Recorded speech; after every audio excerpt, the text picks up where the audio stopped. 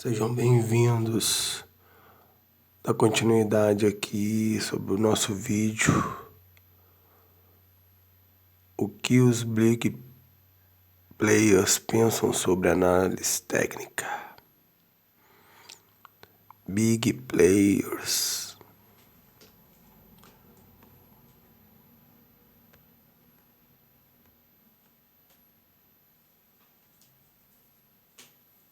É com um trader algoritmo que trabalhou com vários pequenos fundos de investimento. Agora, o principal tema que ele está abordando é se os fundos de investimento usam suporte e resistência para ajudar nas decisões de negociação. E a resposta dele meio que me surpreendeu. A pergunta é a seguinte: se estamos pensando em fundos de investimento, eles levam em consideração os níveis de suporte e resistência antes de fazerem uma negociação ou investimento? Agora, é importante distinguir aqui do que estamos falando. Eu arriscaria dizer que os fundos de investimento no topo, como a Bridgewater, ou qualquer fundo realmente grande que gerencia uma quantidade massiva de dinheiro, não se importam com isso, a menos que tenham um subfundo muito técnico e pequeno, o que eu não acredito que tenham, pois tem tanto dinheiro que não faria sentido. Eles não se importam com isso porque seus prazos de retenção, holding times, são muito mais longos. Eles estão muito mais interessados em coisas diferentes. Então, eles não se importam. Alguns com quem trabalhei levam isso em consideração, porque eles não são uma equipe de um homem só. São uma equipe pequena gerenciando uma quantidade decente de dinheiro, mas expressiva.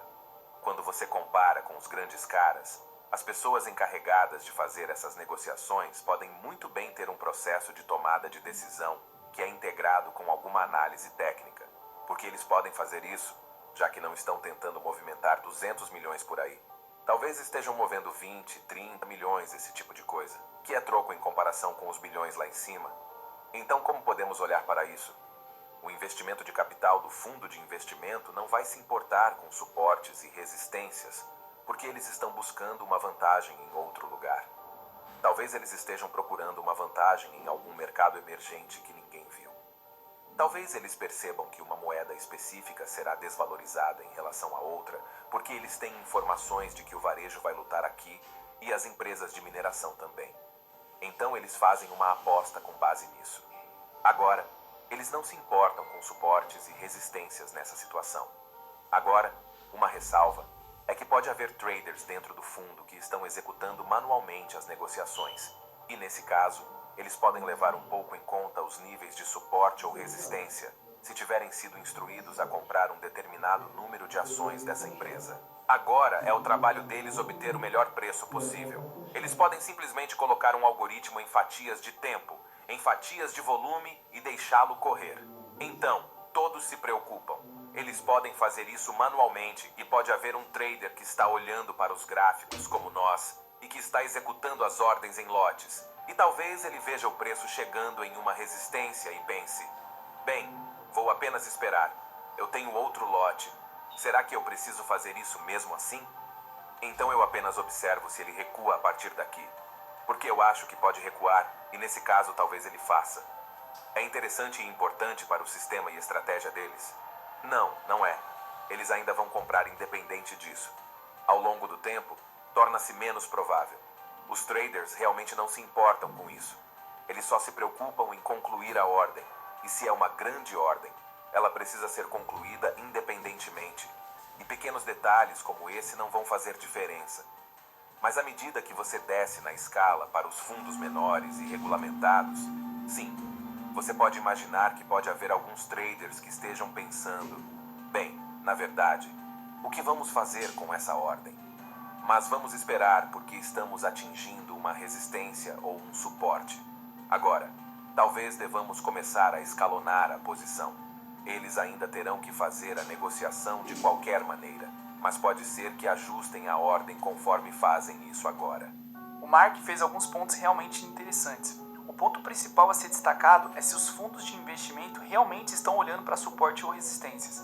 Bom, os grandes que lidam com bilhões e bilhões de dólares geralmente não fazem isso em detalhes no gráficos por razões de liquidez. Mas os menores, às vezes, os usam para ajudar nas decisões de quando entrar no mercado. Então suponha que os preços atingem um nível de resistência e eles foram instruídos a comprar aquele ativo específico. eles podem esperar um ponto para ver se o preço chega ao suporte para comprá-lo em um preço melhor. Claro, eles vão comprar de qualquer maneira, mas podem basear parte da sua decisão sobre quando entrar com base naquele suporte ou resistência. No entanto, a sua tomada de decisão não é baseada exclusivamente no suporte ou resistência. Suas decisões são baseadas em outros fatores maiores, mas eles podem sim utilizar suporte ou resistência para serem mais específicos quando entrar. Se você for aquele tipo de trader que rabisca o gráfico toda hora achando que você está rastreando os pontos de suporte e resistência, você vai perder muito dinheiro. No meu treinamento chamado Trader Mind, eu ensino para os meus alunos ferramentas que já plugam no gráfico para você possíveis níveis de suporte ou resistência. Aplicando 20% de conhecimento técnico e 80% de controle emocional, meu filho,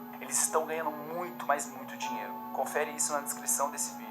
Nosso último palestrante é o André, que é um gestor de portfólio senior no Citi's Business Bank. Ele vai falar sobre o que ele pensa sobre stops curtos e como os traders devem utilizá-los. Eu tentei usar stops loss mais curtos no começo, e estou certo de que os stops curtos são a principal razão pela qual a maioria dos traders não ganha dinheiro. Porque antes de uma negociação seguir na direção certa, geralmente ela vai na direção oposta, porque as pessoas no mercado não querem que você ganhe dinheiro e sabem que vão te expulsar da posição por causa dos seus stops curtos, então você nunca chega a ganhar dinheiro. Eu diria que se você está confiante em uma negociação, não coloque seu stop muito curto. Tenha uma grande lacuna entre suas posições. Assim, se o preço cair e depois voltar para onde você quer, você ainda estará na negociação e não será tirado dela. Eu diria que os stops curtos são a principal razão pela qual a maioria dos traders não ganha dinheiro, mesmo quando acertam a direção. Eu diria para você não ouvir ninguém que diga para colocar stops bem apertados, a não ser se for um trader experiente te falando. Stops loss muito curtos são uma boa ideia às vezes? Claro, se você for um scalper. Mas se não for, eu diria que se você não está certo sobre a sua negociação, então não faça. Não faça. Stops curtos é uma boa ideia se você tem uma posição grande e sabe que vai acontecer algum evento político importante durante o fim de semana ou algo do tipo, e quando você puder reagir, será tarde demais e você ficará arruinado. Nesse caso, é bom ter um stop loss curto, mas ainda assim, eu diria para não colocar seus stops muito apertados, se puder evitar. Você sabe, se você começar a avaliar onde você está, que hora do ano é, o que está acontecendo geopoliticamente, se é seguro manter sua posição aberta, não use stops loss muito curto. Eu diria que se houver alguma pesquisa feita, as pessoas descobririam que a principal razão pela qual, mesmo quando acertam a direção do mercado, elas podem nunca ganhar dinheiro é porque elas são tiradas da posição e as pessoas que controlam os mercados sabem disso. Eles sabem que o preço vai cair antes de subir. Eles tiram proveito dos traders. Concordo completamente com o André aqui. Agora, definitivamente, isso depende do tipo de trader que você é. Apenas ouvindo essa entrevista, já posso perceber que o André e sua empresa são traders de longos movimentos. Então, realmente faz sentido para eles terem stops muito grandes. Enquanto alguém que faz day trade de ações de centavos pode não querer ter stops tão grandes assim. Então, realmente depende do tipo de trader que você é. Eu, por exemplo, fiquei milionário negociando com stops mais curtos, pegando poucos movimentos. Mas eu concordo completamente com essa mentalidade. Se você está confiante em uma negociação, não há motivo nenhum para você ter um stop muito curto. Para reforçar esse ponto ainda mais, você só deve entrar em uma negociação se estiver confiante.